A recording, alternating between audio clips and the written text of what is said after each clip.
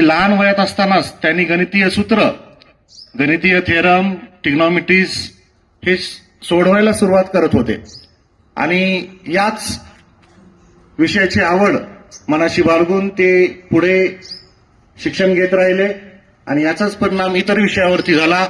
यामुळेच की काय की ते 11वीत एकदा नापास झाले आणि 12वीमध्ये दोनदा नापास झाले.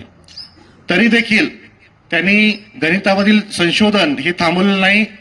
सन 1911 साली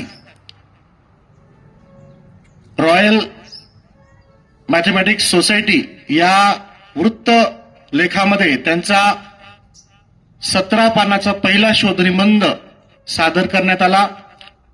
तो होता सिरीजच्या बाबतीमध्ये होता. अंकगणिती श्रेणी हा आता 10वीला प्रकरण आहे आणि त्यावर आधारित त्यांनी बरेचसे असे गोष्टी थेरम्स प्रूफ करण्यात आले. त्यानंतर सन 1914 ते 1917 या कालखंडामध्ये, या 3 वर्षाच्या कालखंडामध्ये त्यांनी तब्बल 32 पेक्षा जास्त संशोधन करण्यात आले आणि त्यामुळेच त्यांना रॉयल मॅथमॅटिकल सोसायटीने सदस्यत्व बहाल करण्यात आलं आणि हे सदस्यत्व बहाल करणारे रामानुजन हे पहिले भारतीय नागरिक होते.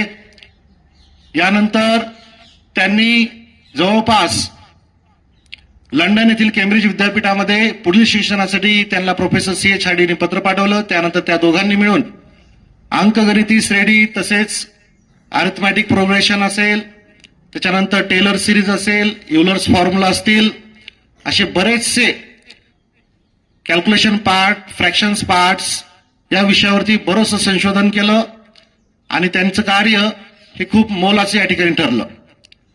या ठिकाणी मला असं सांगावं वाटतंय की लहानपणापासूनच त्यांच्या आईचे रामानुजन संस्कार होते. एक दिवस असं झालं होतं की सहज एक प्रश्न विचारला होता. त्यांचं वय त्या टायमाला 5 वर्षाचं होतं आणि आईनं म्हटलं होतं की एक छोटंसं उदाहरण मी या ठिकाणी सांगतो की एक तलाव होतं. त्या तलावामध्ये पहिल्या दिवशी एक कमळ उगवलं असतं. दुसऱ्या दिवशी त्याच तलावामध्ये एका कमळाचे 2 कमळ होतात. पहिल्या दिवशी काय झालं असतं तर एक तलाव असतं, त्या तलावामध्ये एक कमळ उगवलं असतं. दुसऱ्या दिवशी त्याच तलावामध्ये एक कमळाचे 2 कमळ उगवले असतात. असं करत करत करत 15 दिवसामध्ये ते तलाव अर्ध भरलेलं असतं आणि हा पुढील प्रश्न त्याची आई त्याला विचारते की उर्वरित तलाव भरण्यासाठी किती दिवस लागतील.